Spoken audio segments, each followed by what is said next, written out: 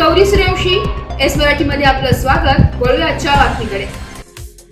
मनोज जरांगे पाटील यांनी संतोष देशमुखांच्या परिवाराला भेट दिली असता आईला धीर देत होते, तर वैभवी देशमुख तर या वेळी बोलत देखील नव्हत्या। धनंजय देशमुखांचा दाटून आलेला कंठ दाबून धरला होता। संतोष देशमुखांचा छोटा मुलगा काहीच बोलत नव्हता।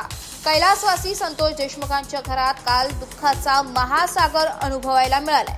हे सगळं कॅमेऱ्यात टिपताना हात थरथरत होते।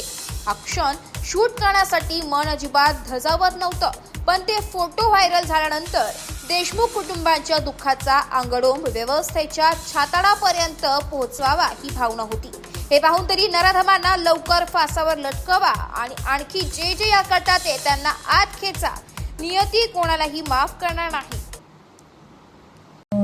इतक्या लवकर हरून नाही जमणार आपल्याला, लय पुढे जायचं आपण आता महाराष्ट्र सरकारनं नाही पोलीस घेतलं एकदम थोडा दिल जरा नव्हता दादासाठी पटऱ्यात आपल्याला तू रडू नको, तू रडली की प्रत्येकानं आणखी जास्त रडतोय।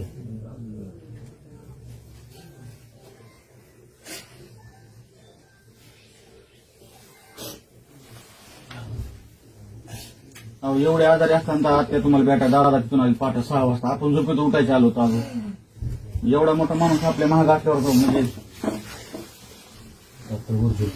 हो ना, गावात लोक नाही कोणीच नाही, सगळी जागी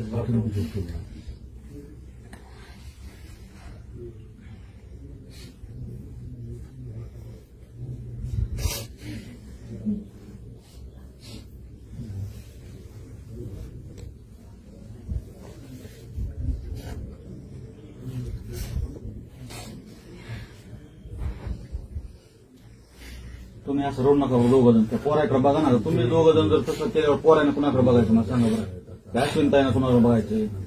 तुम्हाला धीर द्यावा लागला आता करून दे। एस मराठी न्यूज साठी प्रतिनिधी संजय चांदगुडे, मसाजो। अशाच नवीन ताज्या घडामोडी जाणून घेण्यासाठी आमच्या एस मराठी न्यूज चॅनलला लाईक करा, शेअर करा, सबस्क्राईब करा आणि बेल आयकॉनला क्लिक करायला विसरू नका।